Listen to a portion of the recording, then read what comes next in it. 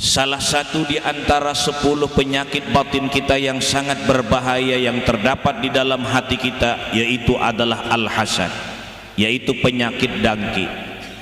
Berulang kali sudah kita membicarakan penyakit dengki ini perlu mendapat perawatan kita, karena penyakit batin, kata Imam Ghazali, apabila kita lihatkan saja, tidak kita obati, tidak kita buang, sampai masuk ke dalam neraka penyakit itu.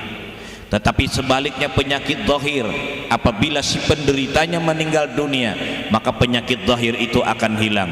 Misalnya sakit perut, apabila si penderitanya itu meninggal dunia, maka sakit perut itu sudah berhenti. Berbeda dengan penyakit dengki, maka penyakit dengki ini sampai dicampakkan ke dalam neraka, bahkan diusir oleh Allah Ta'ala. Menurut Al-Quran, yauma la yanfa'u malu wa la banun illa man atallaha biqalbin salim. Mudah-mudahan berkat Rasulullah, berkat para sahabat, berkat para aulia Allah, berkat para ulama-ulama, berkat ketekunan kita duduk di majelis ta'lim, Allah menghilangkan penyakit batin kita itu. Amin ya rabbal alamin. Tidak bisa kita mengobati penyakit batin seperti dengki itu terkecuali lebih dulu 4 caranya. Introspeksi dulu diri kita, lihat dulu, aku ini dengki tidak. Yang kedua, di mana sumbernya datangnya dengki. Yang ketiga, apa bahayanya penyakit dengki. Yang keempat, bagaimana cara mengobati penyakit dengki itu. Maka apabila salah satu di antara yang 4 ini tidak ada, tidak mungkin disembuhkan batin kita. Inilah istilah kata-kata Imam Ghazali, bersih dulu batin, cabut belungkar habiskan dulu, bersih batin, baru ditanami. Contoh, di dalam batin kita ada dengki, buang, masukkan ghibtah. Ghibtah itu adalah iri hati. Melihat orang kaya, kita mau kaya, ya Allah mudahan aku kaya seperti dia. Itu diperintahkan, tapi tidak mendoakan dia jahat. Dan penyakit batin kita misalnya adalah ria, cabut belungkar ria ini. Setelah dihabiskan cabut belungkar ria ini, ditanami dengan ikhlas. Takabur, hilangkan. Masukkan dari takabur itu adalah tahaddus bin ni'mah.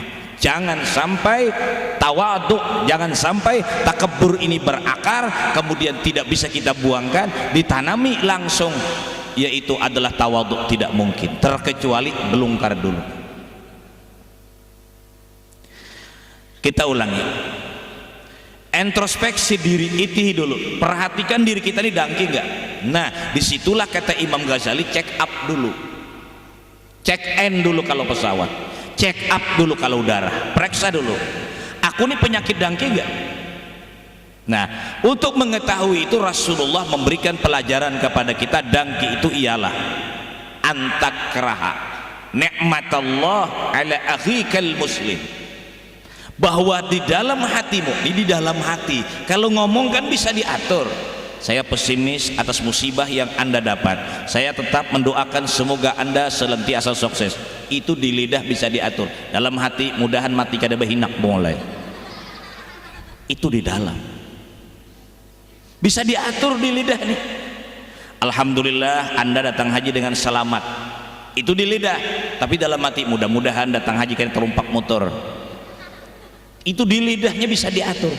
Di dalam hati apa? Antakraha nikmatallah ala akhikal muslim, bahwa pada dalam hatimu benci saudaramu yang muslim dapat nikmat. Saya sudah katakan, kalau saja masyarakat ini terjadi penyakit badangki-dangkian, berbahaya.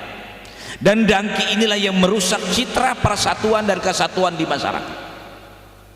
Nang merusak persatuan itu dangki. Kada nyaman hati orang dapat nikmat.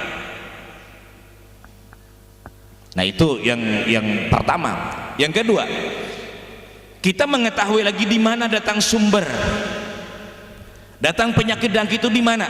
Di satu profesi, sejenis, sekerjaan, sapakarjaan, sagawian bahasa kitanya. Di mana kita berada? Di tuan guru. Waspada hati kita dengan tuan guru nang lain. Kita berada di mana? Di seorang pejabat, maka kita harus waspada kepada hati kita kepada pejabat yang lain. Kita berada di mana?